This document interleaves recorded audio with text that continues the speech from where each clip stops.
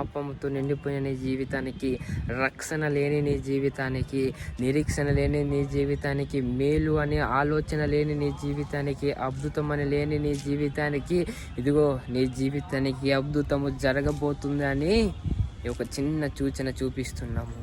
ఇదిగో ఈ ఒక పునాది వేయబడినది, ఈ రాళ్ళు ఉన్నాయి కదా, ఎందుకు పడిపోవట్లేదంటే దీని కింద బలమైన పునాది ఉన్నది కదా. ఆ విధముగానే నీ జీవితంలో వేసిన పునాది మరి ఎవ్వరును కూడా వేయలేని అంత బలమైన పునాది వేయబడుచున్నది. ఆయనే ప్రభు అయిన యేసుక్రీస్తు. ఆయన జన్మించే దినము రాబోతున్నది.